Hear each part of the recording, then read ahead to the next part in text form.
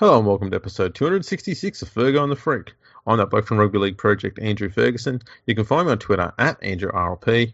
Join me as always is the glorious League Freak. You can also find on Twitter at League Freak. How you going there, mate? I'm going good. Happy New Year to you and to everyone that's listening. Hope you had a great Christmas and New Year's time. You didn't get too drunk. You didn't do anything you regret. And yeah. No, it was good for me. Do you know what I got for Christmas? What did you get? Smooth balls. Oh, that's incredible. Because I did too. Yeah. Because our wonderful sponsor, Manscaped.com, they're back on board, 2021. Thank you, Manscaped.com. If you go to Manscaped.com, right, and you put in, you buy whatever you want, I say get the performance package because that's got you covered. That's got you covered for everything. Get the performance package. And when you're at checkout, if you put in the code NRL, you get 20% off. You get free shipping. And you get a 30-day money-back guarantee. And what more could you really want in life? Because when you've got yourself sorted in the Manscaped area, she'll have to. It's just fact. Yeah. It's just fact. Yeah, it's been good. We've both had a bit of a break. Yeah. We've calmed down, we've relaxed. I know you've been on a little bit of a campaign on Twitter trying to cheer everyone up a bit, which has been fantastic. Yeah, it's working really well. Have you noticed how much more cheery Twitter is now? That's fantastic. I can really feel a vibe, the chilled vibe on Twitter. Everything's calmed down. Yeah. I went on a little bit of a holiday through just some regional parts of New South Wales and Victoria. Mm-hmm. Just away from people. Yep. It was really cool. Just me and the little family I've got here. Fantastic time. Nice. Just nice and calm and chilled and happy. That's always good. I basically switched off from all media and just enjoyed being a human being on a piece of rock that is flying around a giant star that is burning its way out of existence slowly but surely. And that star is slowly but surely circling its way around a supermassive black hole. I've just enjoyed that.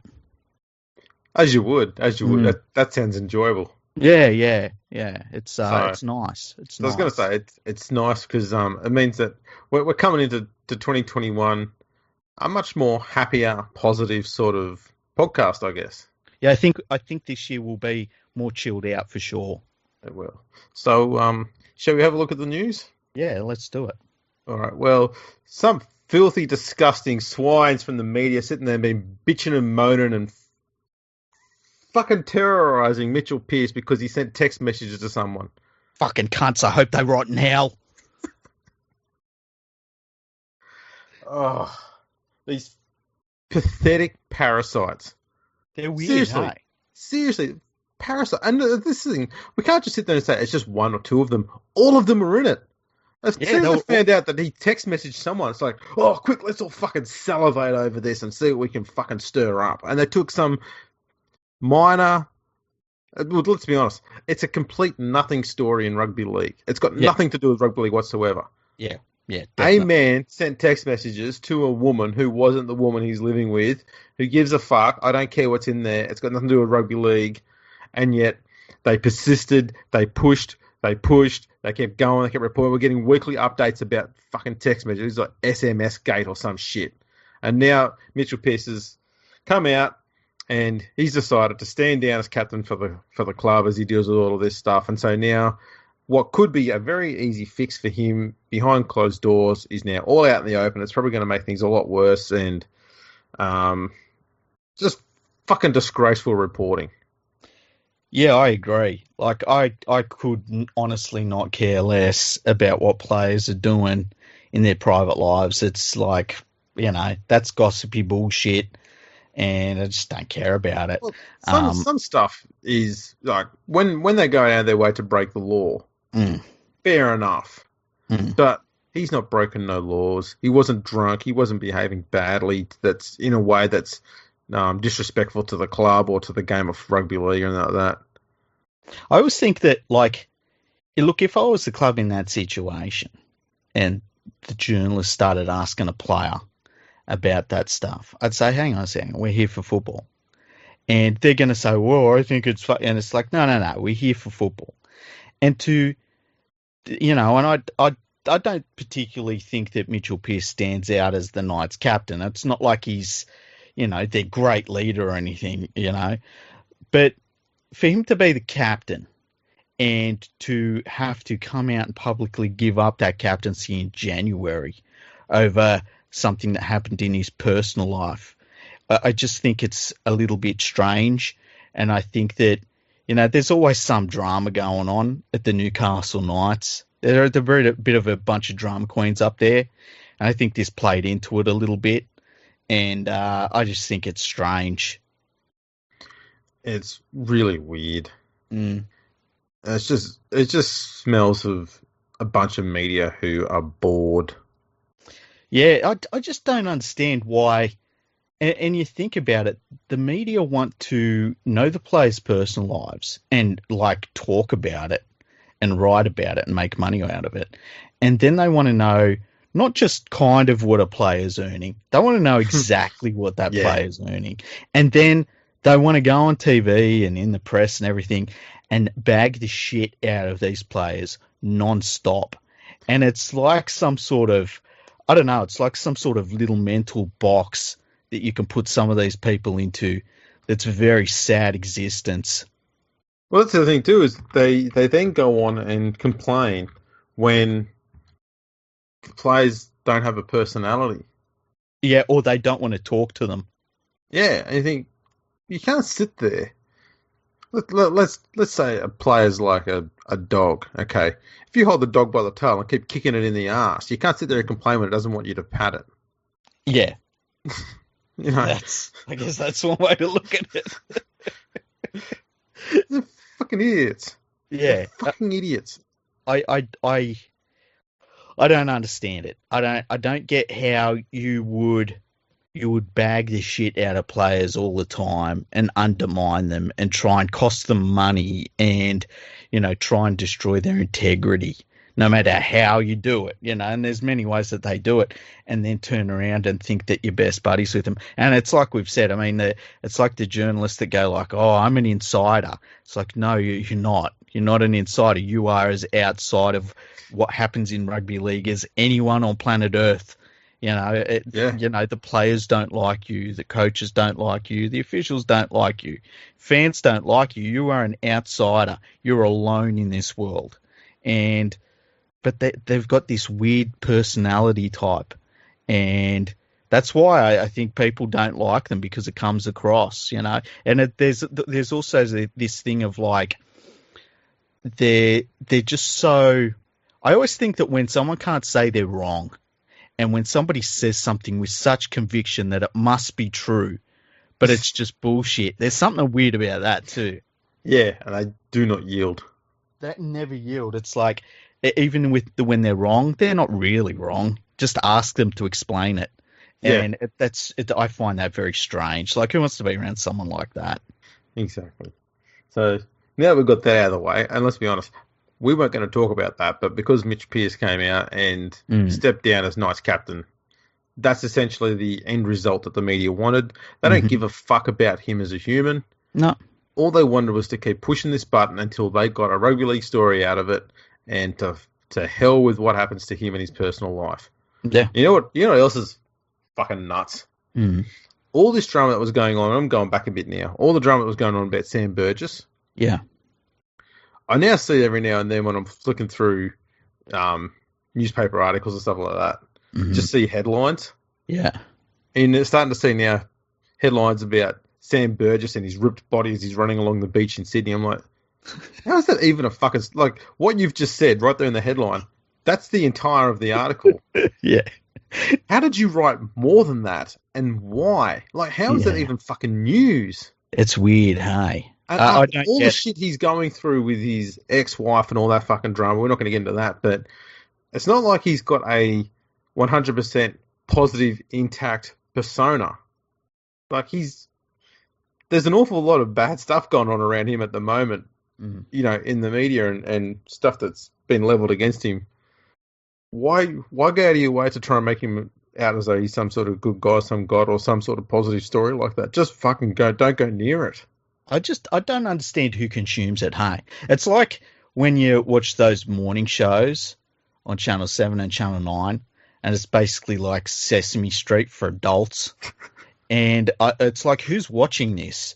Who's watching, this fucking idiot and this dope, like making jokes about the news? And it's like that, like every 3 months they show the chipmunk that's fucking water skiing, and they laugh about it like it's never been seen before. And it's like, who watches this shit? Because I reckon it's gone viral. Hey? Because it's gone viral. Well, they try to make things like out of nothing, I just don't get it. The best thing I ever saw on one of those shows was a guy was trying to fish, and he accidentally hooked a duck and started wheeling in the duck, and they're going, stop, stop, stop, stop. And it's like, listen, the fucking duck is hooked, man. He's got to get that fucking hook out of that duck. It's still got the hook in it, even if it's sitting there in the fucking water. And they're acting like he's doing something cruel, reeling the duck in. I'm hoping he just calmly sat there just going, fish, duck, who gives a fuck? I'm eating tonight. I wish he did, eh? Just calmly, casually roll that fucker in while he smiles to camera. I actually, from a hunting perspective, I mean, that's fucking amazing. He hooked a duck? Yeah, I mean, it's not the most practical way of going about it, because by the time you've reeled it in, that's one pissed off bird you've got to try and end.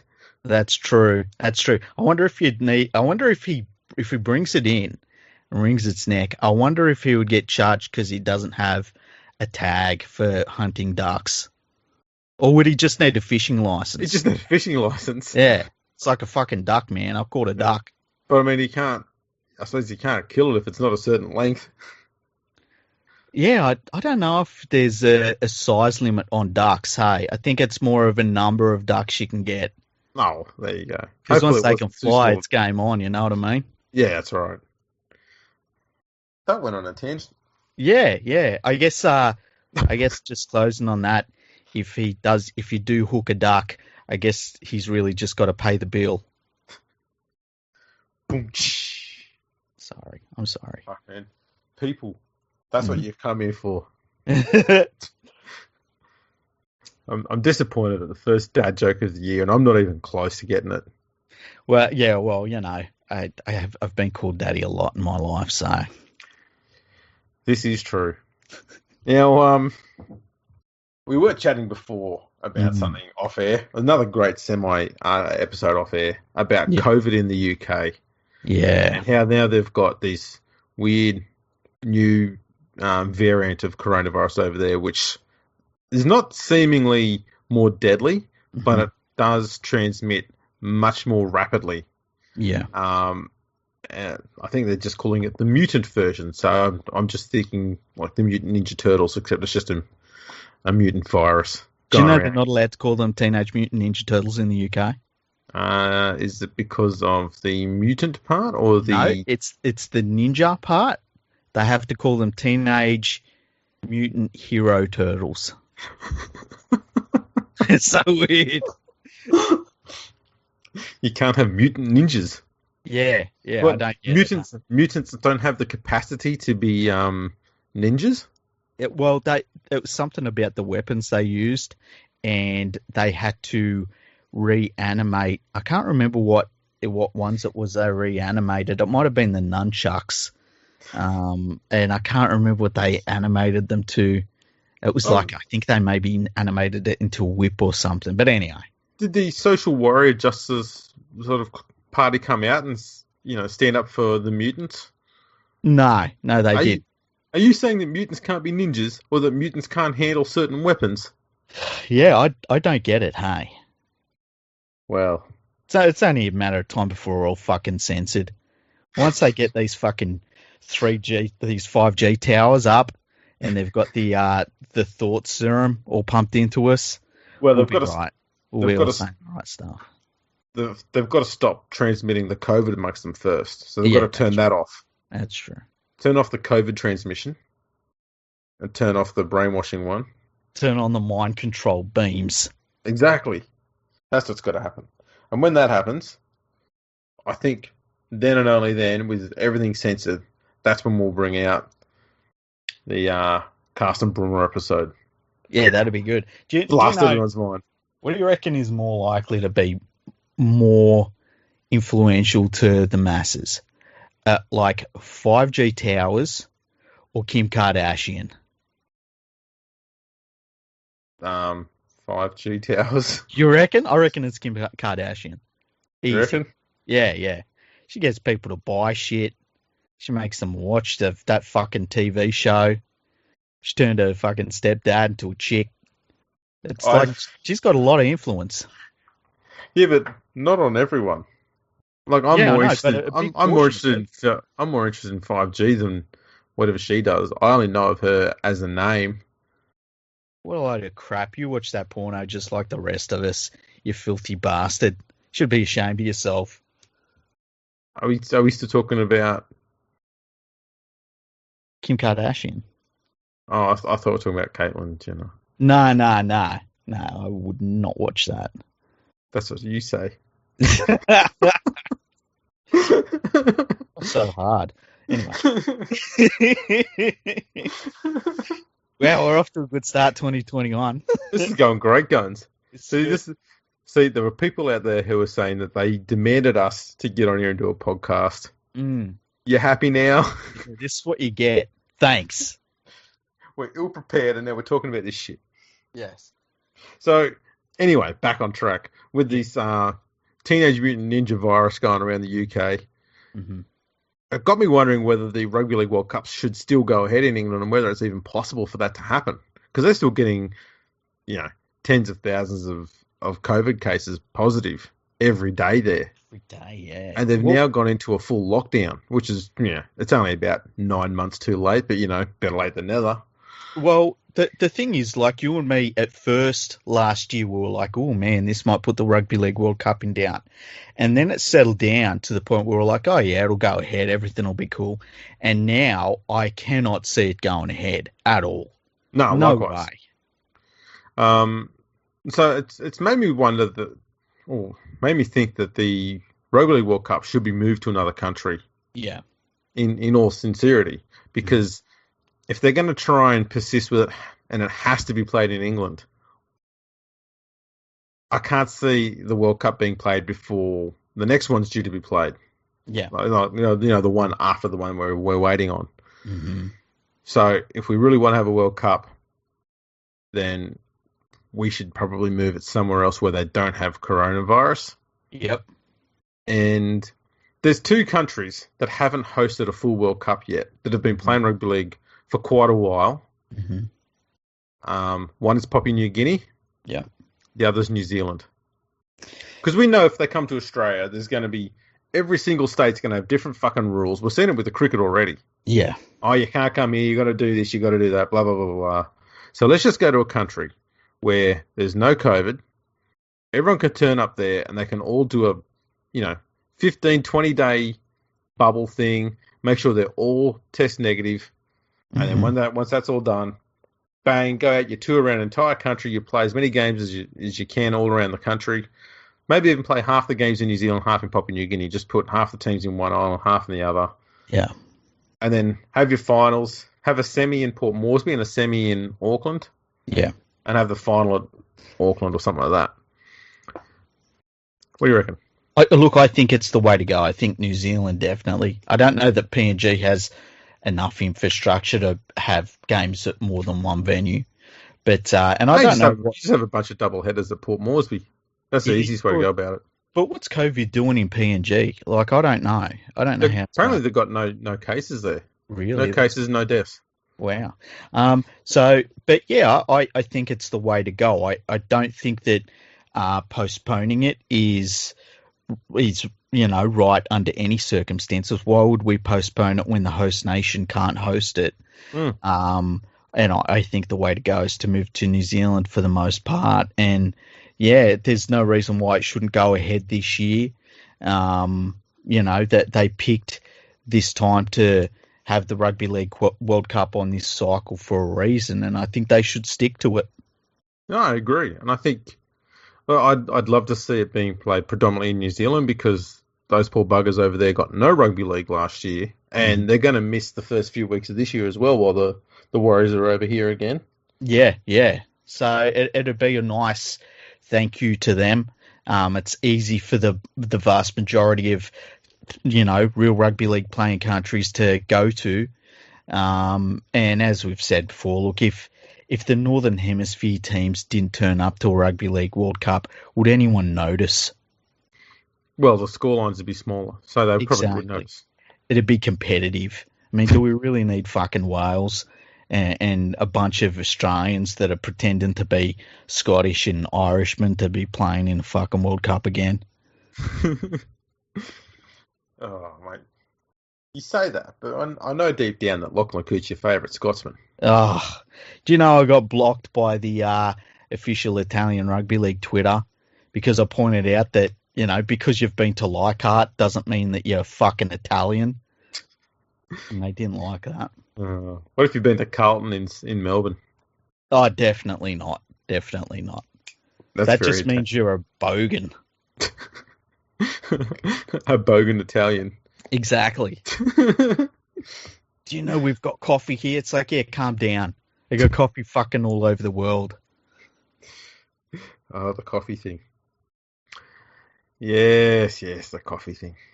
Now, man, I don't know what else we can chat about on here. What else has been going on?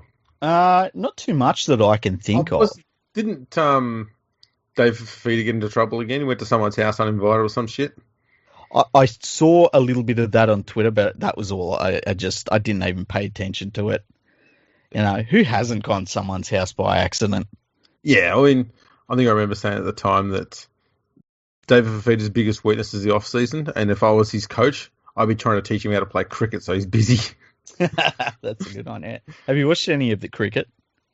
I watched the bits and pieces of the test matches. It's always on when I'm working though, so I don't get to see much. I have not watched anything at all. Nothing. What else we got here? Another generation of guinea pigs. Super League stars warning after forced retirement. Who's this Stevie Ward? What do they mean, guinea pigs? Stevie Ward has been forced to retire at the age of 27 due to concussion, saying he cannot put his health at any further risk. Okay, so the system works. He's called on the sport to become more proactive in how it protects players to avoid another generation of becoming guinea pigs in research. But if he has chosen to retire to protect his health, right? Mm-hmm. And it's at the advice of doctors, surely that means that the what we need to happen is happening. Yeah. We're not having players continually trying to prolong their careers when they really shouldn't be. Yeah, so it's there are steps, I don't know, what does he put forward any suggestions? Not really. I mean, he's obviously worried that players are not being looked after enough. And so, I mean, this comes back an awful lot to what we discussed previously a few times in England, is they need a players' union to start with. Oh, 100%. Because at the moment, they are completely beholden to whatever the game wants them to do. Yeah. And so they will go out there. They will smash themselves around and get paid fuck all for it, if they get paid at all, depending on which club they play for. And, yeah, they're going to be in a situation where they could end up with bad health situations because of it. So, a good players' union would be very useful over there. They need to stop talking about getting it and go about and actually create one. That would be a good start.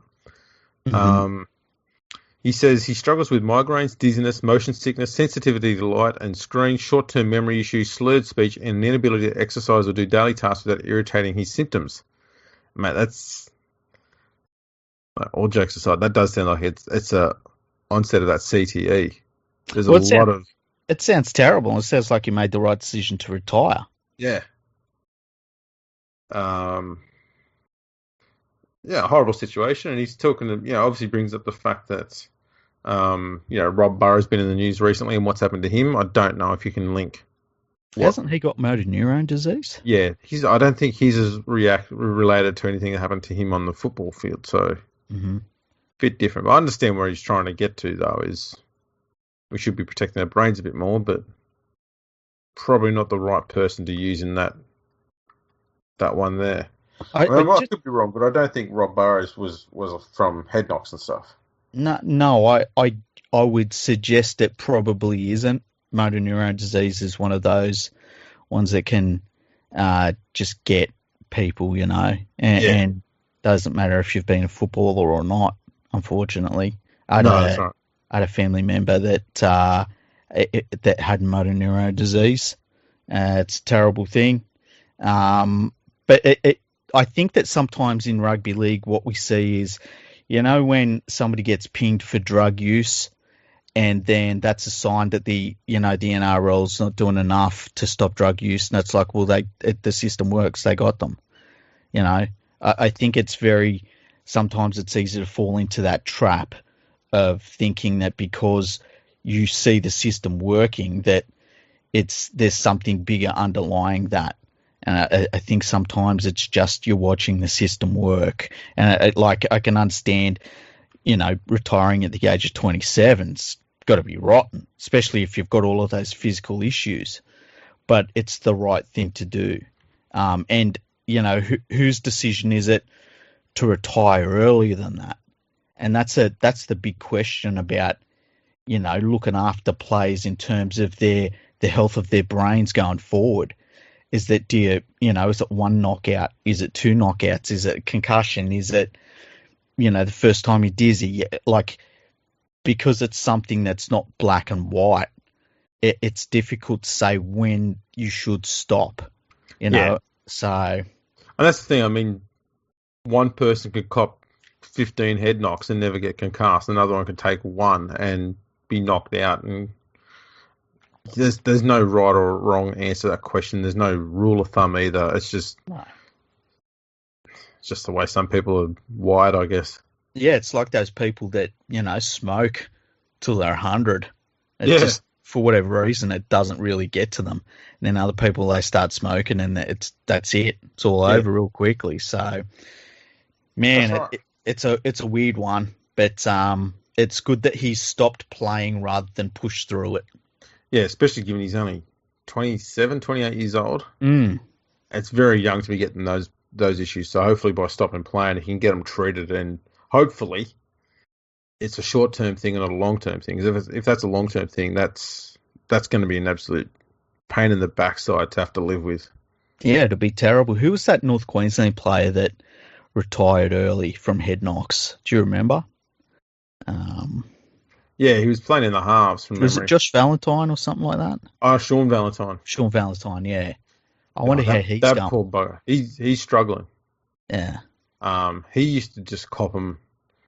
He'd cop a bad head knock. He'd miss 2 or 3 weeks and then come back and then just cop another bad one. It got to the point where you just knew every time he copped a tackle up around the shoulders, and not even a legal tackle, just a heavy one that was going to jog him a little bit. There's just such a high chance he was going to get concussed. And he's now got moments where he gets sick every day from nausea and stuff and head spins and forgets things. And, to hear people suffering like that and they're in their 40s. They were suffering like that in their 30s. That's just horrible. Because, they've got 30, 40 years of life ahead of them where they've got to deal with that every goddamn day. Yeah, it's rotten. It's rotten. But it's like, the you go back not too long ago, and the idea of someone retiring at the age of 27 because of head knocks would have been unheard of. So there are steps being made, which is a good thing. But it's never going to be perfect. It's never ever going to be perfect. But you got to do the best you can.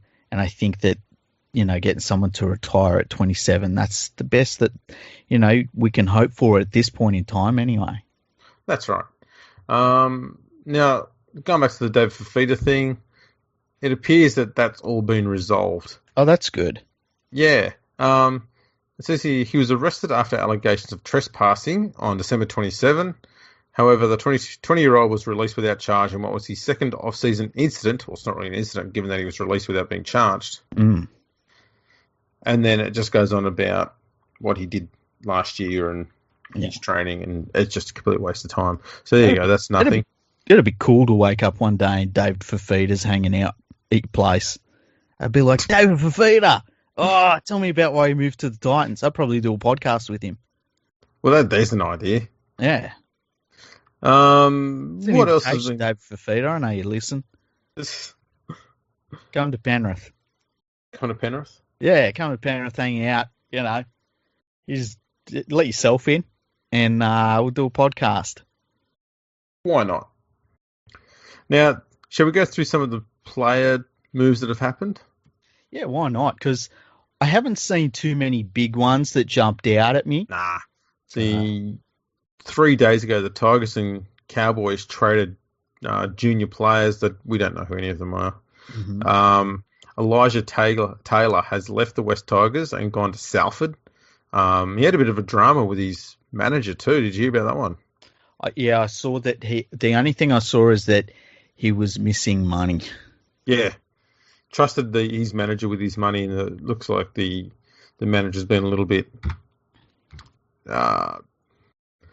let's not get ourselves in trouble. No, I would say to anybody that's looking to become a professional sportsman, you get yourself a player manager, but then you, by yourself, and not recommended by that player manager, also get a completely independent financial advisor. That's always and a good way they check each other, what, is going on. Or speak with a few players, like Ben Hannett, Petra Sivanasiva from the past, and Christian Welch at the moment, because these guys represent themselves, so they don't need a player manager. Yeah. That's probably a better idea too. Yeah, true. Learn how to do that process and how to handle that system. So yeah, unfortunate for what's happened with Taylor there, but at least he's got a gig at Salford. He's a good defensive player, but just didn't really offer much in the NRL anymore in attack.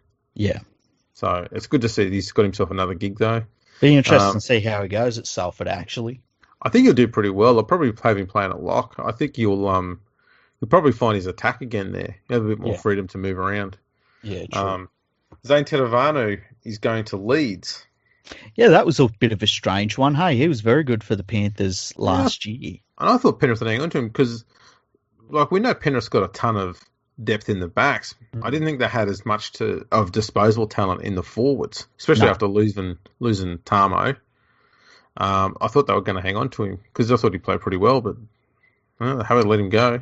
Yeah, it's definitely a blow. I mean, Tamo and him, they were two of their better front rowers, and it takes away that depth that they had. That you got an 80-minute performance out of their forward rotation. Well, that won't be there this year, I don't think. So the other thing that they did was they held on to Brent Naden, who I would have sacked immediately. Yeah, it's an odd one, that. Yeah. Penrith also picked up Jamin Salmon from the Parramatta Eels. Mm-hmm. Ricky Latelli has joined Huddersfield, I think. All right, yep. So he's going back over. He'd come back. He was a Toronto player and was really screwed over. He was in a bit of a situation, and then picked up a gig with the Storm last year in their squad, and now he's heading back over, which is good. Hopefully he gets paid this time. Yeah, well, I think Huddersfield's a bit more of a financially stable team than a lot of the others there. Yeah. They may not be as successful, but I think they're slowly building to a more consistent sort of place. They're still not a top 5 or 6 team in Super League, but they are back into the top 8, where they probably should be. Yeah. So, Roosters have re-signed a few players. Alvaro joins the Dragons. Takarangi's gone to Hull KR. Josh Adokar joins the Bulldogs. Jordan Rapana re-signs with the Raiders. Asiata joins the Broncos. That was a weird signing, that one. Asiata just looked like a decent depth player at the Cowboys. Yeah. And the Broncos, they're now doing something which I think is problematic for the club. Mm-hmm. And that is, when Seabold got there, he very quickly just ditched a whole heap of the experienced players. Yeah. Which is always a problem because you've then got this, young squad that haven't played many games together. and no experience on the field to lead them around, or the unexperienced player you've got is Darius Boyd. He's playing like he doesn't want to be there. Mm-hmm. And now he's retired. And now they've gone and ditched a coach. So they seem to be in this sort of downward spiral thing where they've sacked the coach, they've dumped their players, and now they're going to try and buy their way back into being competitive in their eyes. Well, it makes you wonder about how much, we don't talk about it too much in rugby league, but how much does chemistry matter to a team? And I think when you look at the Panthers last year, you could definitely say that team had a lot of chemistry. Whether they were the best team in the league or not, they all seemed to get on really well. They were enjoying being around each other. They were very successful. And look, success makes everyone happy, so you've got to take that into account. But I think that the Broncos definitely fell into a pattern of there were none of those in between players. It was like everyone was just really kind of starting their careers. Everyone was at the very, very end of their careers. And it makes you realise that you kind of need a little bit of a spread through your squad of players in different, like the Panthers had Fisher Harris, for instance, who was at a different point in his career. And, you need those in-between players. You can't just go all young and hope that it all works out over the long run. That's right. I dare say too, a lot of those Panthers players had been playing junior footy together. Yeah. And so that means that as much as they might be young when they come to first grade, they've still got a lot of, a lot of the people they're on the field with are people who they're very, very familiar with. Mm-hmm. And so a lot of the systems that they used as juniors, they've been using exactly the same systems all the way through to their, senior debuts and stuff. So they're in a comfortable environment. And I think that makes it a lot easier to be relaxed and do your job properly on the field, which is why Penrith, I think, did so well. Mm-hmm. And a lot of people look at them and go, "Oh, they're so young." They're probably thinking it's a bit of a fluke the way they performed last year. But when you realise that so many of them have played junior footy together, that's just a completely cohesive unit that's just come up as juniors into first grade. They just know everybody's game around them. And they only need a few older heads around them to help them out every now and then, here, there, and everywhere, and that's pretty much it, and a bit of depth.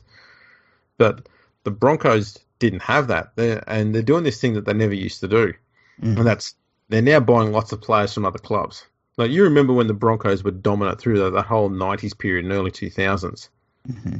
They didn't buy players from other clubs. It was rare, and when they bought a player, it was like a really good player. Yeah. But it'd be like one or two every year, if that, yeah. From here, there, everywhere. And they usually tried to stick with Queenslanders if they could. Mm-hmm. But now they just take whatever they can find. And now they're not even trying to buy superstars anymore. They're doing, let's be honest, they're doing a West Tigers. They're buying whatever's available. Yeah, and the other thing is too, like, the thing that the Broncos have done really poorly, probably over the last 10, starting to get to be near 10 years now, is that they will have a junior player that it looks good in the juniors, and when they step up into first grade, and it's pretty clear early on that they don't have what it takes, they persevere with them based on what they did as a junior player.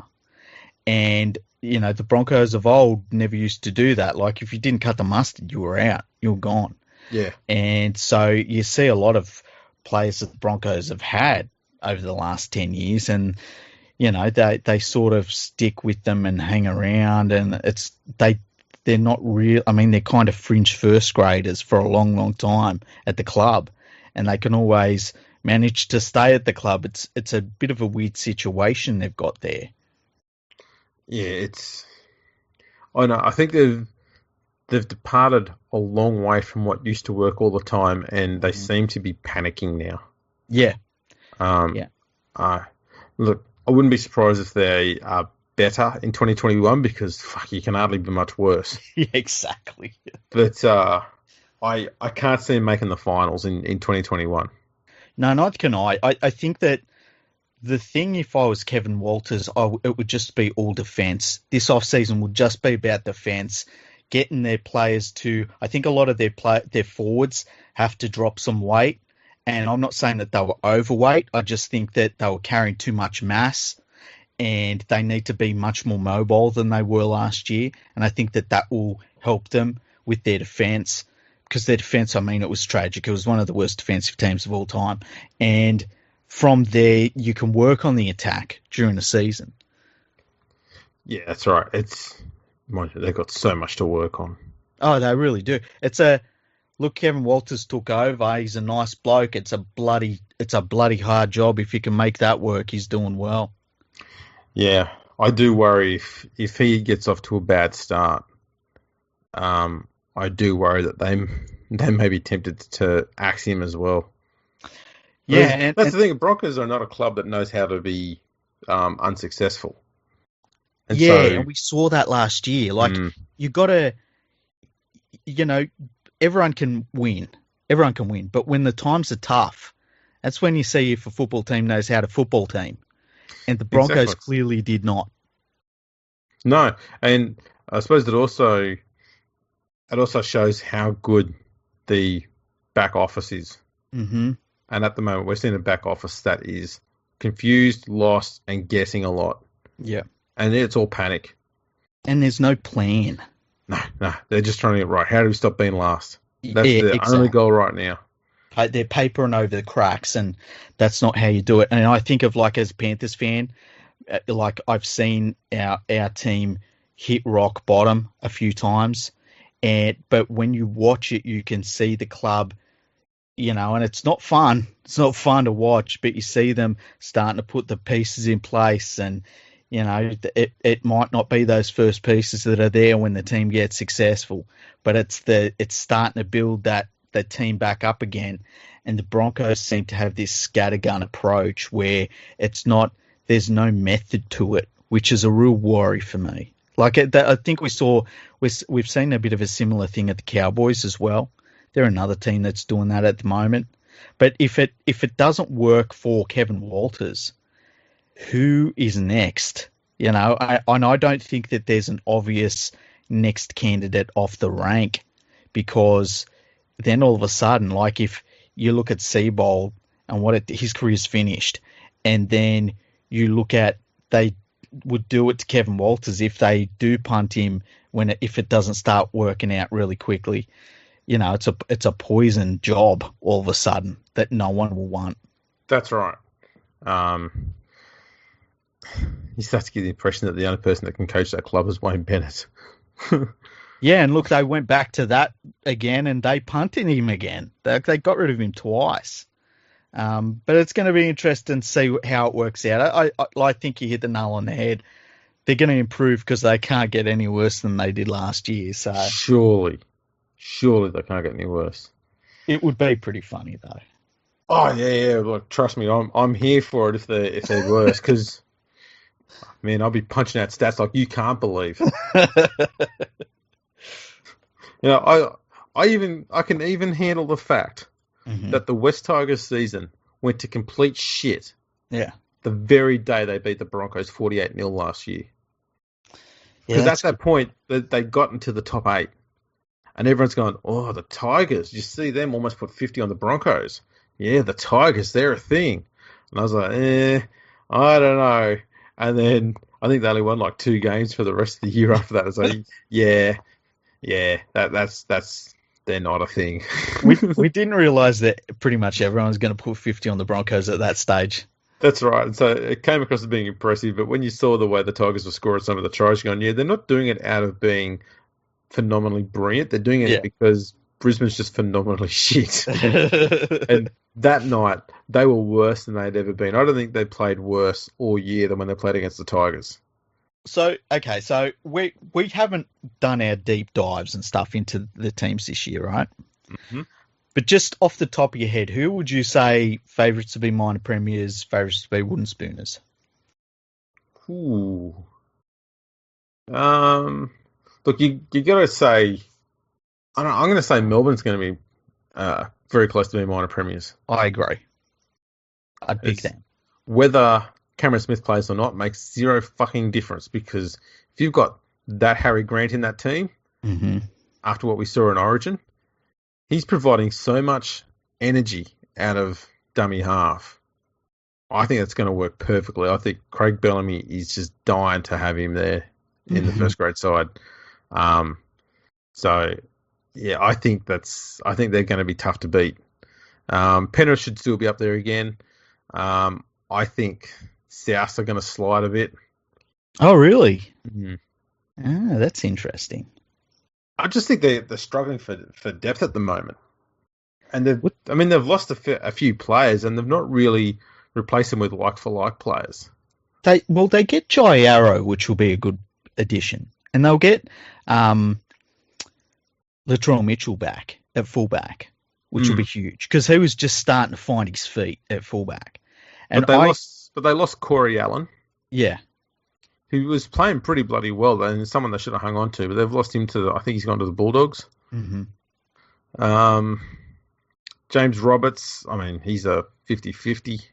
See, I think James Roberts is I don't even think of him as being on Souths last year. He was just, he was a nothing for Souths.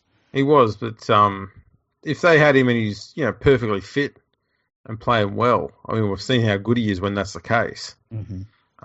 And he's probably just a decent preseason or a decent off-season away from getting back to where he was. Who knows? But they didn't really replace him with someone who was equally as skilled. Mm-hmm. We just look at skill set alone. They'd replace him, I think, with Toto Moga. See, I don't know. I think that South will go better. I really do. No, I can't see it. Okay. That's all right. So, because I agree with you in terms of Penrith and the Storm, they're very easy picks. If Penrith isn't in first or second, they're going to be like fourth or fifth at worst. Yeah, that's right. They should still definitely be in there. Yeah. Canberra should still be in the top five. Mm-hmm. The Roosters should still be in the top five. Yeah. What do you think of the Eels? I'm not convinced on the Eels, to be honest. Yeah, I'm a little bit worried about the Eels. I think that. Do you want a hot take? Go on, do a hot take. By the way, I fucking hate the term hot take, but go for it. So do I. Tell me a hot take. It's such a fucking tosser term, eh? It is. I'll give you a hot take. I don't think the Eels are going to make the 8 next year. Oh, shit. Holy shit. Okay. They'll go close. I've got them down for 9th. Okay, so here's the thing about the Eels, right? They've been together for a long time now. So that whole cohesion thing really should work in their favour. But it should have worked in their favour last year as well. And last year was their time. Yes. And it just kind of fell apart. Mm-hmm. And I think that teams have worked them out a little bit. I wonder if maybe the new rules worked against them a little bit as well as time went on and teams worked out the new rule set. And I do worry about the Eels. I think they'll make the 8, but I wouldn't be shocked if they were in the bottom of the top 8. Yeah, I think they'll finish 9th. But I think we've now got to a point where I don't think you can say the West Tigers are going to be the perennial 9th place team anymore. Yeah, I agree with that. I think it's going to be Parramatta. I think the Tigers are going to be lower than that. So who do you think's coming last? Oh. See, I think the Bulldogs are still a chance. Mm-hmm. I'm not saying that because I think they've got a completely disgraceful roster. I think they've improved their roster an awful lot. Yeah. But what we've seen in the past is if you go around and make a heap of roster changes, it doesn't automatically mean complete improvement on the field. Mm-hmm. It usually means you get that roster there, you have that one season where you've got to readjust and everyone's got to create all those combinations and stuff. And the second year of that is when you start seeing the big improvements. We saw that with Newcastle. Yeah. Like Nathan Brown's last season there was when they finally had a settled roster. Yeah. But they were still getting things organised. And wasn't until the year after he left that things started to fall into place. They got into the final, or did they get? They moved up the ladder. Yeah, significantly. They were much more competitive. So they're building on something now, which is where the Bulldogs, I think, are going to be pushing for a final spot probably in 1 to 2 years' time. Because I think they're building in the right way. It all depends on how well that bloke who's going to be coached. We don't know his name. All I know is that he uses eyeliner. Oh, gorgeous eyes. Yeah. That's all we know. Mm-hmm. But yeah, that's pretty much it. So I think that the teams that I'm worried about this year, I think the North Queensland Cowboys, I'm really worried about them. I just don't see any improvement in them at all, but we'll see how they go. Your West Tigers, I'm really, really worried about them. Like, if I had to pick a wooden spoon right now, I'd say it's them. I think the Broncos will be close, but I think that they should be able to get off the bottom of the ladder. And they're generally the ones that I think will be at the bottom. Yeah, and look, I think the Titans should get into the finals. Oh yeah, I think the Titans will be finalists for sure. Actually, another team who could be scrapping for the spoon might be the Dragons as well. See, I have a feeling the Dragons are going to improve a lot.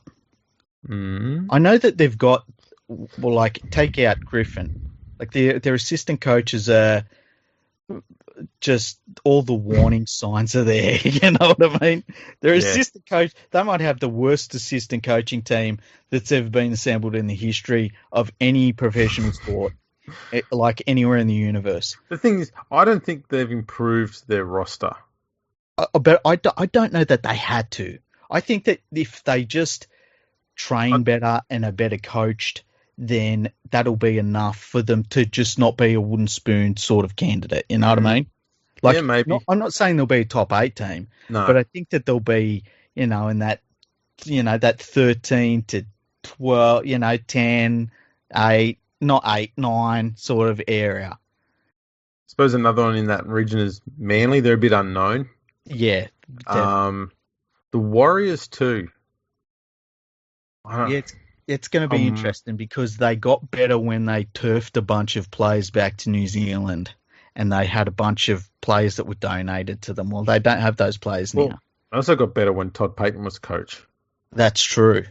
And they ditched him as well. Well, they didn't ditch him. He didn't want to be coach there. He wanted to go to the Cowboys. And that's another thing that makes the Cowboys a bit more of a threat this year. Well, that's the thing. If Todd Payton can do even a little bit of what he did at the Warriors, it'll be a good thing for the Cowboys. But I just look at the Cowboys, I know obviously Tomalolo, he's the best forward in the world. I'm not convinced on Valentine Holmes. I think he's been a bust. And I just don't see much more talent there around. Like, I think that you need to build with way more talent, and they just don't have it. Well, the upside for them is Michael Morgan have been playing with niggling injuries for the last few years now, and he's decided to just bite the bullet and have a whole heap of operations to get himself fully corrected for this season. And apparently he's gone through all of those perfectly fine. And if he's not training already, he's very close to it. And back to almost full fitness. Yeah. I think that's going to help Valentine Holmes a lot, because the problem they had last year at the Cowboys is they kept trying to use Holmes as a playmaker, and that's not what he is. He never has been. Yeah. He's a bloke who runs onto the ball. Yeah. He runs on. He's a great finisher. That's his job. And I think he can do that sort of a role at fullback. Great kick returns. He can chime in with, a run-around play, I guess, sort of thing, or, looping around the back into the back line to score a try. That's pretty much the majority of his playmaking ability. Yeah. And I think if he's got genuine halves there to help set him up and put him in those positions, he'll be perfectly fine. But they didn't have that last year because they just didn't have halves around. Mm-hmm. So I think that's a key thing that hopefully they'll have right for this year. The Warriors, though, I just worry that if they get off to a slow start, Brown will come in and just go, right, time to gut this place, and that'll set them back another 2 years. Yeah, and I don't think they need gutted. I think they just need to, I think that this year I would have said to all those players that went home, I would have said, look, we got better when you went home. Like, you need to really step it up this year. And RTS, I think if they have a bad year, he'll switch to rugby union. And that's fair enough. He doesn't want to waste the best years of his career. I reckon he'll go to another NRL club, to be honest. Yeah, I think he'll go to a union. There's been a lot of talk about it over the off season. I think there's going to be a few clubs with a fair bit of coin around next year. Cronulla's one of them, because they're not going to have. This year I think Cronulla's going to have Moylan, Dugan, Aaron Woods all off contract. Mm-hmm. That's a fair chunk of cash.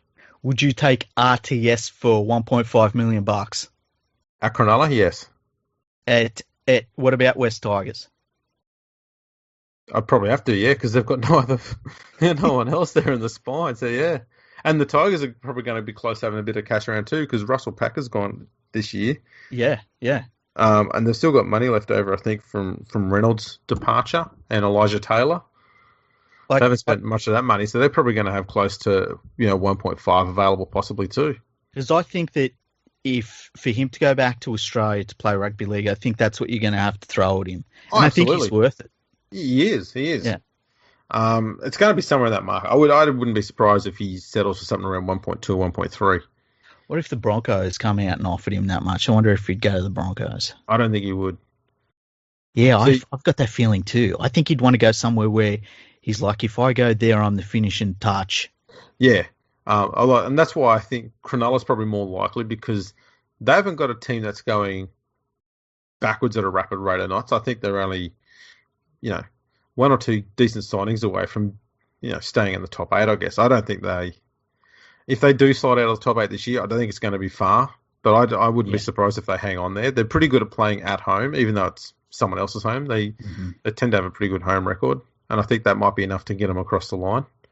Yeah, I've got a feeling I wouldn't be shocked if when they get rid of all of those players, they took a bit of a step back, but then they signed players and it moved them back up again, because I think overall they've got a pretty solid squad. There's not too many world beaters in there, but they get the job done.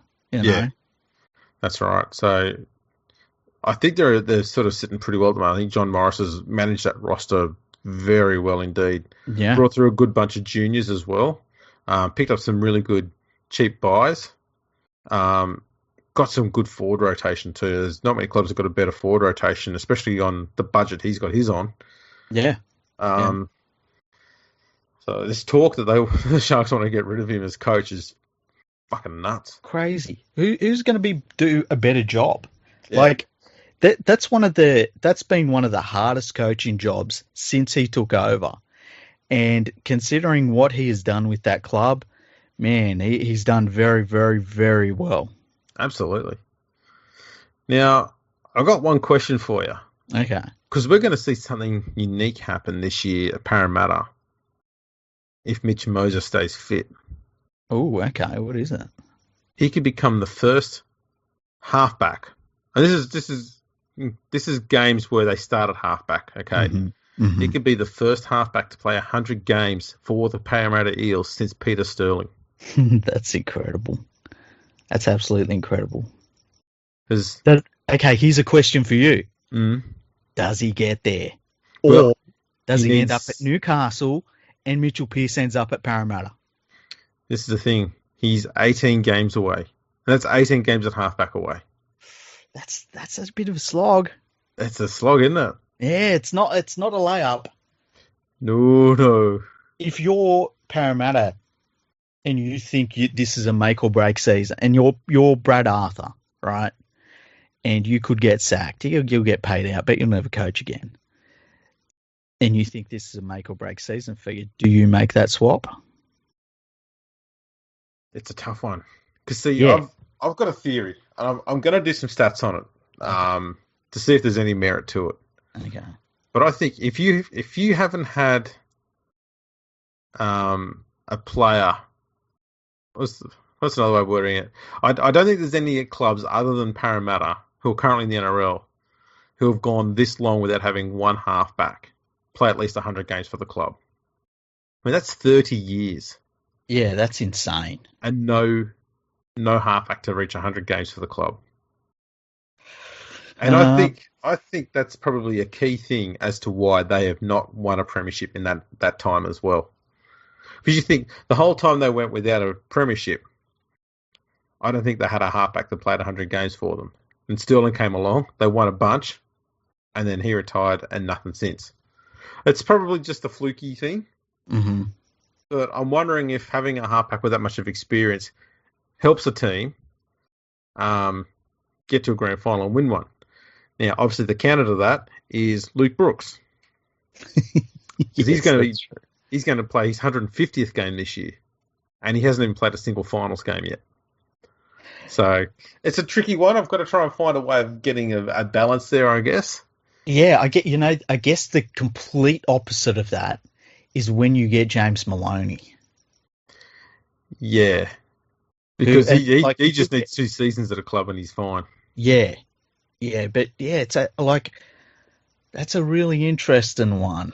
James Maloney's going to go down as one of those blokes who will be forever underrated for what he provided on a field. Mm-hmm. Because you're not going to see a great deal of footballing highlights from James Maloney, but it's what he helped the team achieve around him.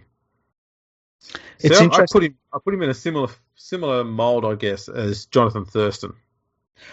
Well, it's interesting how there's some players they give confidence to the people around them. Like I always think Kevin Campion was a player like that in a weird way. Yeah. Yeah, and like there are just some players that other players when they join their team for whatever reason they just get confidence from them, and it's a real X factor for certain players. Yeah, I mean we've already seen Catalan Dragons playing a lot better and being one of the top teams in the Super League since Maloney got there.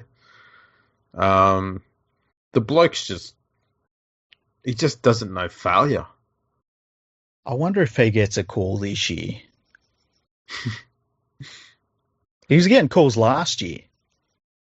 Speaking of getting calls, yeah, Gareth Widdop. Oh man, poor Gareth Widdop. I find this funny. Yeah. Because I don't think Gareth Widdop at any stage was contemplating a return to the NRL. Because if that was the case, why would he have signed a 3-year deal with, was it Warrington? Yep. Yeah, he signed a 3-year deal with them. You don't sign a 3-year deal with someone if you plan to leave a year later. Mm-hmm. So I think this whole time he's gone, you know what, I'm going to Warrington for 3 years, and that'll probably do me. He'll probably retire at the end of that. That's probably his long-term plan right there. Yeah. And yet, all last year and this off-season, we're hearing media people, some people in media going, oh, Widdop's going to return. He's in the talk here. He's in the talk there. And then all of a sudden you hear, Widdop's just returned to training at Warrington. It's like, I don't think he fucking had any intentions of coming back home or coming back to the NRL. I think he's had his heart set on playing for Warrington, and that's it. Because you heard nothing from him. Yeah, he didn't. I read somewhere, and I don't know, it might have just been a random Twitter post, where they said he had actually done his quarantine in getting ready to come back to Australia, but he didn't get an offer, which I don't know. I can see where an NRL club would say he's been too injury prone to break his contract at Warrington. He's going to need too much money. I can see where Gareth Widdop would be looking back at the NRL and saying, man, it's so much more settled over there, and I could have just stayed there and gone to any club, and it just would have been a much easier season. But who knows? It felt like there wasn't an obvious choice of a club for him to go to. I think that's the big problem.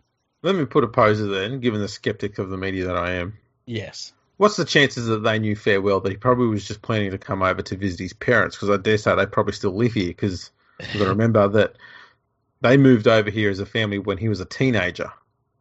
Yes. So they probably still live here somewhere. I don't know. I'm just speculating. So maybe the media's gone, oh, Widdop's in quarantine to get ready to come back to Australia. He must have a job with an NRL team. He could have probably just been coming over to have fucking Christmas with his family and then heading back to England again. That's a good point. And I could see where you'd go into quarantine thinking, man, this Super League season ain't starting with all this COVID. I'm going to go into quarantine and all that. Maybe applies for the visas and stuff and can't get over because of the travel restrictions. He's like, oh, fuck it. Well, he probably would have been blocked from Australian airports at the time. Who knows? Yeah, who knows? Because they moved to, I think it was Altona or around that region down here in Melbourne. Imagine trying to get from England to Melbourne now. Yeah, that would be a problem. He's probably just gone, oh, fuck, it's too hard. I can't be asked. I couldn't get from Sydney to Melbourne right now. So, yeah, it's a good point. So I just had something along those lines, and some media person's found out about it and gone, oh, he's going to the NRL game. And you go, no, just fucking pipe down. I wonder how often players say stuff just off the cuff and it's picked up on and I'll, ran with. I want to see that a lot more often than it happens. Do ya? Oh yeah, I'd like to see players just leading the NRL on, like Cameron Smith does. I think it's funny. So many people have hated Cameron Smith for the majority of his career, but I think right now he is more lovable than ever, purely because he's driving Fox Sports journos up the fucking wall because he won't tell them what's going on with his contract. I find that so fucking awesome. I'm just loving Cameron Smith more and more every day because of it. You just know James Hooper's sitting there, Yeah. just pulling his eyebrows out. That's the only hair he's got left on his head. Pulling out these little hairs, his eyebrows. Why won't Cameron tell me when he's going to play on? I need to know. If I was Cameron Smith, I would pay someone to just drive my car and park it at the training facility, just to put everyone off. Just so they're like, well, his fucking car's been here every day. He should go around and just get a bunch of personalised plates that have just got Cam 09 on them in some other weird format in every state and park one of those cars at every single NRL club headquarters. Well, can you imagine, just say, and I don't know where Cameron Smith is right now, but just say, I feel like if he's not in Melbourne, he's probably in Queensland somewhere. But can you imagine if there was just one, I don't know if he's got an Instagram, but he just puts an Instagram picture up and it's just him in a Cowboys training singlet. And he doesn't say anything else except man, hot day today. It's a good day for training. That's exactly what he should do. The 16 days of Cam Smith, and every day he's just wearing some team gear from some other NRL club. Yeah. And just some random thing. It doesn't have to be the full jumper stuff. Just put a cap on one day. Just a singlet on another day. A pair of footy shorts from another club the next day. Just turn up at some other club and just, a photo with, say, David Fafita. How you going there, mate? Just doing some ball skills with my mates. Yeah, just random posts put up a picture of RTS and say, I was talking to RTS all day today about the Warriors and it's going to be a good season. Just really cryptic stuff. Get some photographer, take a photo of him in a cafe somewhere talking with Nick Politis. Yeah. Oh, yeah. Yeah. Oh, man. Come on, Cameron, please do this. This would be the most epic trolling thing ever. And it'd be great. You would have so much fun and you would break Fox Sports. It would be so amazing. Gets named in the Storm team for round 1, pulls out on the morning, and in the press conference after, Bellamy says, oh, yeah, he retired this morning. And that's it. That would be great. Oh, there's so many ways we could go with this. There really is. I think he needs a media advisor, and that needs to be us. Yeah, definitely. I tell you what else should happen. The Melbourne Storm should sign this young bloke that's playing for Leeds at the moment. Which one? His name's Cameron Smith. Yes, 100%. He's a back rower. Yeah. Good utility young player. He's only 22. They should just sign him up and say, we've just signed Cameron Smith on let's just say a 5-year deal. Yeah. Oh, that'd be so good. That would be the best. Oh, everyone go nuts. So damn brilliant. I feel like that. Can you imagine?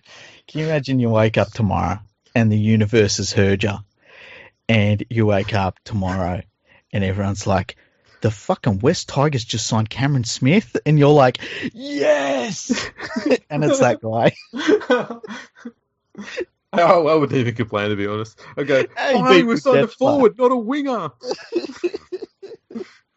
Oh shit. Oh boy. That's there's some ideas for you. Yeah. We just basically want to fucking troll the media. That's all Cameron Smith should do. He should just say, I saw hammy, just spend all year just with the supposed injuries. Yeah. As either that or just say he's retired, but then they just name him as 18th man every week. Well, they just say, he's retired, right? And then round 1, they name him. And they go, is he retired? And he's like, oh, yeah, he unretired. Yeah, it wasn't a medical retirement. He just changed his mind, and we went, Yeah. fair enough. Just put him at 17 every week. I saw a news clip the other day that they were saying how Howard Grant is training with the Storm and he's training at hooker, Yeah. and like they're ready for it. Just do it, Cameron. Yeah. And every time he gets pictured with something, he's holding his book. I saw a great picture, actually. Someone went along to one of his book signings. Yeah. I didn't have Cameron Smith's book on him, though. Yeah. I had Paul Gallen's one. No. And so Cameron Smith signed the Paul Gallen book. Oh, that's great. How can people not like him? He's got a fucking sense of humour on him. I don't get it. I've always liked Cameron Smith. Yeah, I've had a few interactions with him. A decade ago now. He was friendly and laid back and easy going. I went, man, he's fine. Yeah. He's a decent enough bloke. But yeah, I like the fact he's stirring him up. Yeah, it's funny how you can get a lot of people disliking certain players for no particular reason. Yeah, that's right. I mean, the worst thing he did in his footballing career on the field was when he tried to twist Sam Thaida's head off. Yeah, there was. I feel like there was another. Wasn't there a player where he twisted their ankle in a tackle? Oh, it might have been. Yeah, I feel like there was one of those. I think the Sam Thaiday one was the one where he got suspended and missed the grand final. Yeah, he was like he was trying to pull the top off of a fucking jar. Like in those movies when the action hero breaks some bloke's neck. Yeah. Like, I remember watching it going, it's just stuck in my mind. Like, what are you doing, Cameron? It's not supposed to do that. Like you're doing that all wrong. Yeah, nuts. Well, is that the end of the episode? Yeah, it's been a good first episode, I think. I think that's a good return. Yeah, 2021, rocking it again. Yeah, last year we started with bushfires. This year we start with a virus. Yeah, I wonder what next year brings us, hey? Well, what do you think we're going to get stuck with at the end of this year? Aliens? Aliens? Why not? Yeah, fuck it. I mean, we also had today the redneck stormed Capitol Hill in the US. That was fun. Who really needs a capital anyway? Yeah, they're overrated. Yeah. Yeah, it made me realise too how nonchalant Australians are about politics in comparison. Well, the problem is, like, if you said to people, let's storm the Capitol, and Australians would be like, yeah! And it's like, it's in Canberra, and they'd be like, ooh, I think I've got plans. I don't think you get Australians rolled up that much. They're going, yeah, these bloody politicians, they're all the bloody same. That's pretty much the attitude for most of them. They're all bloody rotteness, and I can't be fucked. The closest we ever come to anything like that is when people got upset because they put fences up and you couldn't roll down the hill on the top of Parliament House anymore. People were like, I'd like to roll down the hill. Yeah, that was our riot against Parliament House. Pretty much. You know why Australian Parliament House is built in a hill? Do you know? Do you tell? No. It's so that they remind the population that shit rolls downhill. Ah, right. Yes, that's true. There's one other thing we've discussed a few times before. This is not really rugby league related. Okay. About the national anthem. Oh yeah, they changed a word. They changed the word. Now you and me come up with some. I feel like it was a single word change, but it wasn't just one, was it? It was some other word. I can't remember what it was now. I'm sure it was good. It was that good I've forgotten, but I can't remember what it was. But it was something similar to what they did. So instead of from saying we are young and free, now we are one and free.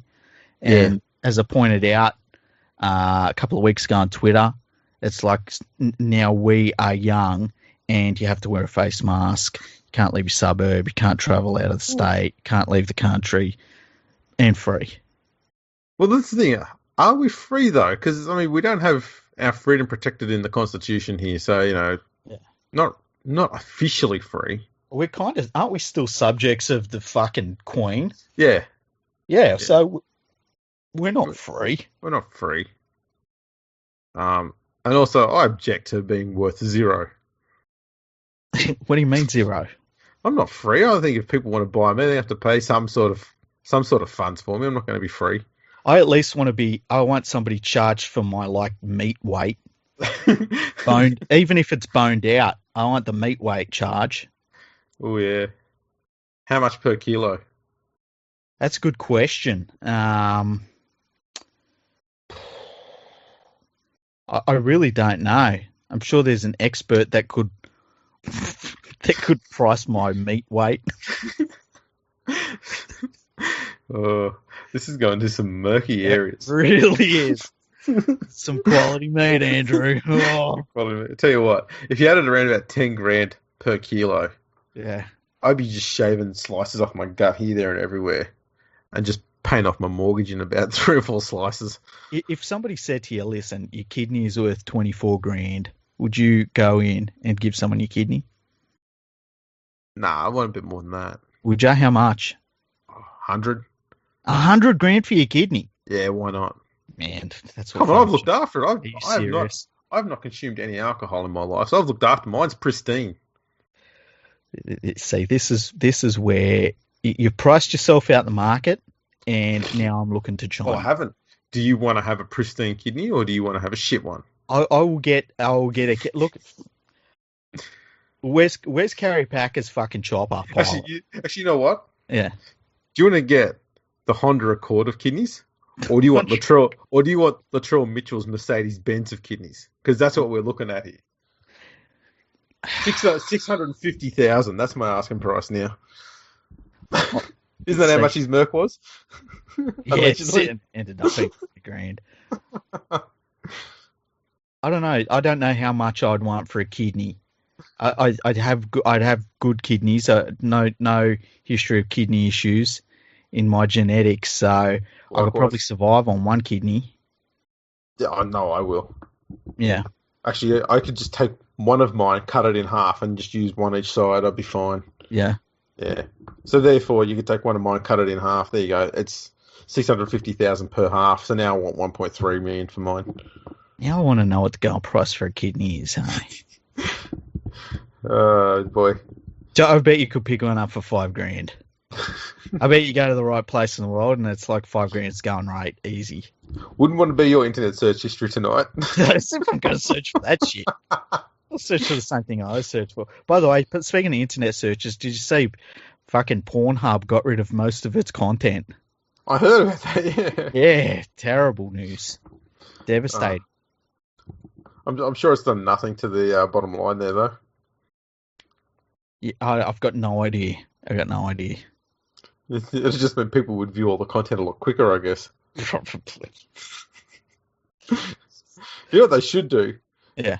Completely off topic. They should just start having, actual movies on there, not porn movies, just new release movies. Just put them on there. Well, there's always been this feeling that people have felt like Pornhub should start an alternative to YouTube because they obviously know how to do streaming videos. And like people used to put up, I'm pretty sure all of the episodes of Futurama were on there at one point. And there was another show, I can't remember what show it was, but there was like a show people liked that was on there that was also on Pornhub. But yeah, so maybe that's the first step. You've got to get rid of all of the non-verified content creators. Exactly, free up a bit of space, and you just start streaming movies on there. That'd be great. Imagine. What's Frozen 3 streaming on? Oh, it's on Pornhub. Oh, okay. Imagine scrolling through that. You just got like 45 videos of porn and you go, oh, there's the movie. Daddy, what's all of that? Oh, don't worry about it. That's just ads. You just put in Frozen. Whoops. Wrong streaming service. So, that would make fun. That would make family and entertainment a lot more interesting. It would be. It'd be good. Man, we've covered some bases. We really have, and I think it's been good. We've blown out the cobwebs back into getting our pre-season on now. Yeah. It's going to be a good year. It's going to be a big year. Would this have qualified as training the house down? Oh, definitely. Ah, 100%. good. If fucking what's his face? What's his face at Cronulla? Doesn't play football anymore. Hasn't got any hamstrings left. Matt Oh, Moylan. there's an article about him saying that he knows he's been playing poorly and he needs to lift his game this year. I saw a thing saying that he's training the house down, hey? Yeah, well, he would be Yeah. because he's off contract at the end of the year. Yeah. Watch him have an absolute fucking gun of a season. Contract year, yeah. Oh, yeah. Go, send him to Brisbane and say, he's like the next Darren Lockyer. Except he's 30. He's that prime age now. He's in the prime age. Imagine if he young. just, you know what he should do? And I say this for all of them, sign a 1-year deal with the Storm. Yeah. Although Storm wouldn't take him. Yeah, that's true. Who could Matt Moylan go to other than the West Tigers? Damn it. I had to cut that off very quickly. Yeah. Mostly because we know that's probably who will sign him, but, you know. The only other team I could see that might throw him a bone is North Queensland, because they've got no one. It's like fucking Matt Drinkwater or whatever his name is. I keep calling him Matt Daylight. Scott Drinkwater. Scott Drinkwater. See, I always get his name wrong. If it's between him and Matt Moylan, I'm taking Matt Moylan. But between Drinkwater and Matt Daylight and Matt Moylan. Yeah. If any of those 6 players I just mentioned, I'd take Matt Moylan. Matty Daylight should come back. I mean, he's only 46. Well, that's younger than fucking what's his name was when he was playing for Hull KR. Gareth Ellis? No. Well, yes, but no. Yes, but no. The PNG played when Jesus was a boy. Stanley Kenne. Stanley Jean, yeah. Oh, yes. Matt Daylight. Man, that's an amazing name that you remember there. Yeah, it's really weird how there's certain names where I don't know what it is. I just keep thinking that his name's Matt Daylight. And I know it's not, but in my head he's Matt Daylight. Did you know he scored the last ever try in a rugby league match at Adelaide Oval? Oh, really? Was he around? I don't know. He might have been. He also scored the first ever try in a match at Highmarsh Stadium. Oh, there you go. One of the great names. Matt Daylight. Matt Daylight. Can you name the 4 clubs he played for in Australia? I'm going to say Matt Daylight. Okay, let me think. I'm not going to get this right. Actually, sorry, it's 3 clubs in Australia. Sorry. Okay. So obviously he played for Adelaide. Yep. Matt Daylight.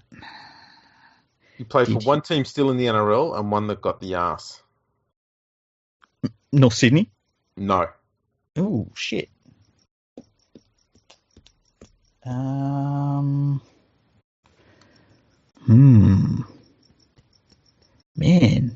Did he play for the South Queensland Crushers?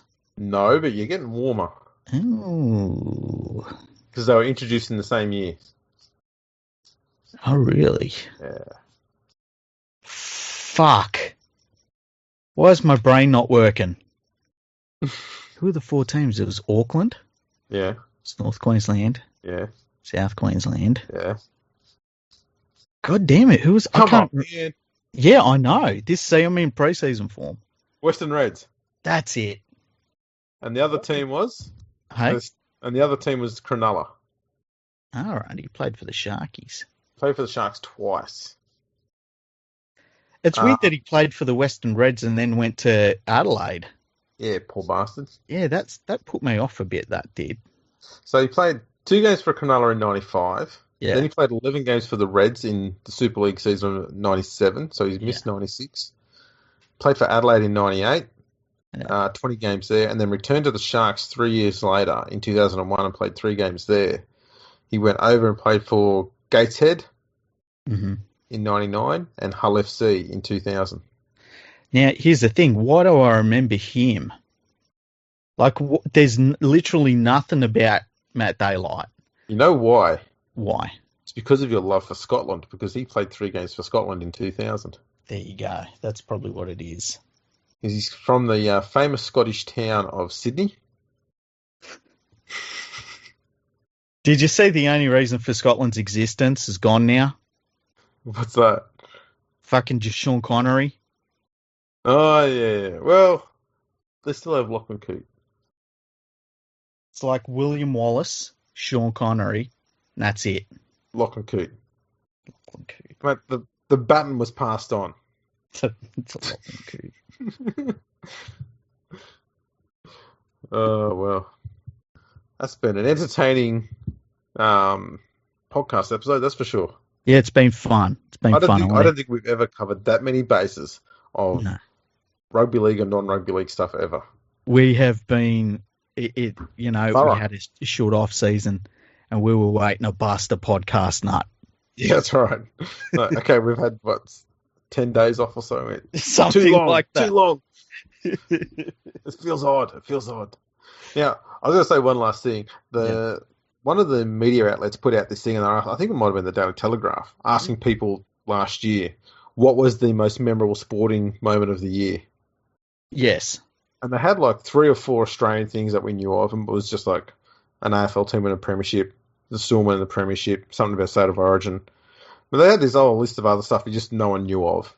Yeah. Something to do with horse racing, some other boring shit, who cares? Yeah. I cannot believe, though, that Romain Grosjean's managing to survive death was not on the fucking list, and it didn't win. Wow. How is that not the most memorable thing that happened? How that man did not get knocked out and fucking killed in that car crash? It transcends miracles. Did you see him talking about how he got out of the car? Yeah. That was insane when he said he pushed up and it was just the barrier, and then he sat back down and he pushed up again and the barrier's still there, and he sat back down and thought, well, this is how I die, and then he had an idea to twist himself around. Well, he also gave the fire that was surrounding him a name. Oh, did he? Yeah, he also gave it a name. Wow. He said that he gave it a name. He said, I need to put a name to it. And then he went, no, I can't be this. I can't have this been, what my Formula One career ends at. Unfortunately, that's what's happening now because he retired. Yeah. Oh, did he retire, did he? Well, he announced his retirement, I think, at the start of the year. Oh, okay. So he was hoping that he was going to be fit to race in the very last race of the year, but his hands still weren't quite good enough. But he got in the car. Yeah. He's willing to go around again. Yeah, I can see where you'd need to do that, hey? Yeah. But yeah, couldn't... Because when he tried to get up, obviously the monocoque that he was in had twisted a little bit. Mm. So it was sort of on its side. So when he pushed up, he was pushing up on the guardrail that had slipped underneath. Yeah. So he had to twist his body in the opposite direction to what it would normally do to get out. Did you see they've put their rule changes off for another year? Yeah. Which sucks. I was really looking forward to seeing the new rules come in. They've brought some of them in, but the big ones they've put back another year. Yeah, all the little ones, which will... it'll help the minor teams a little bit, but the big change is still another year away, which is a bit disappointing. Yeah. Yeah, we'll see how it goes. Do you reckon you're going to get the Grand Prix in Melbourne or not? Yeah, it'll come here. Yeah. Yeah. I dare say the government saved a bit of money by not having it here last year, so they'll probably be able to spend that money this time around. Was it not there last year? No. Ah, okay. That's right. Everything came down here. They were all here, ready for practice one, and all the people were at the gates. And then they said, "No, sorry, we're shutting gates. We're not doing any practice." One of the team members for one of the garages had COVID. Yeah. And then they went, "No, that's it, shutting it all down," and they cancelled it. Yeah, so I remember. I think it went into a hiatus shortly after because the race afterward is usually, I think, Singapore. It got cancelled. Mm-hmm. All right, we're not going to do any racing for a few weeks, and they rejigged the whole thing and smashed out a 20-race season somehow in the end, which is quite miraculous. But it was all in Europe. It was funny because you and me watched a lot of those races together, and it was about the 3/4 mark. It was a pretty good season, and then it just died in the arse. Yeah, and that last race of the year was just so fucking boring. Yeah, it's painful. You just watched it and went, oh, no lead changes after the first 3 corners. Fair enough.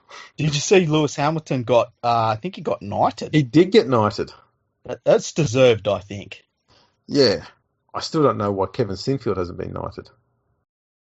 I know, right? Like, I Or mean, Gareth Ellis. what Or about Chris Heinsohn. Handface? Handface. Hino. Good old Hino. Can you imagine him going up and being like, "Oh, this is fucking great. I can't fucking believe the fucking Queen's here and everything." She's a fucking top bird, this one. Yeah. Slaps her on the ass. Oh, that would be brilliant. Oh, I think we should wrap it up now. Yeah, before we get in trouble. Yeah. We've now got the Queen beads left on the ass. Speaking of slapping the Queen on the ass, go to manscaped.com, right, and put in the code NRL at checkout. You'll get 20% off and free shipping. Go and get yourself the performance package. You get the ball shaver. You get the ball toner. You get the ball deodorizer. You get some really cool microfiber Manscaped. They're black. I love wearing them. They comfort your junk so good, especially after manscaping. It's everything, and you need it because you've got to be ready. We're going to come out of this lockdown one of these years, and you've got to be ready, son. So go to manscaped.com. The code is NRL. Put it in there. Anyone, just put it in there. I've got an idea for a product for Manscaped. What? It's just a bit of powder. Yeah. But they could just call it dust for your dusters. I reckon it did so well on the Gold Coast. Hey, did you see me doing the stadiums, NRL stadiums? No, what was that? I started posting pictures of funny looking stadiums and saying they were NRL stadiums. Oh yes, how many people bought them? Hey? How many people thought you were being honest? It was at a weird time. I feel like it was pretty late. Okay. So not too many people like it. It's not like it went viral or anything. But it was they were piss takes. You should have a look at them on my timeline. They won't be too far back. I will check that out very soon. All right, people. Make sure you follow us on Twitter and on Instagram at ThurgoFreakPod. We're on Facebook, YouTube, LinkedIn. Check all those out. Subscribe wherever you can. Like everything. That'd be fantastic. Make sure you give us a 5-star review and leave a comment. I should check to see if there's a comment on there, and you know what's coming up next. Have we had any emails? I haven't checked, and I can't tell. I'll check the next episode. Man, that's a bit of a downer. You can leave. You can go to our website and leave a comment there. I'm just checking to see if we had any comments here. No, we got one more 5-star review, so whoever did that, thank you. That's cool. Thank you, yeah. So yeah, did that. We'll read them out on the podcast. As I said, we'll put them up on the website as well, so we'll make you famous. Why not? And that's pretty much it, isn't it? Yeah. Thanks, everyone, for listening. We'll bring some content in the next episode. Yeah, something that's a bit more rugby league related, I guess. Yeah. Why not? Thanks to you, everyone. Catch you all next time.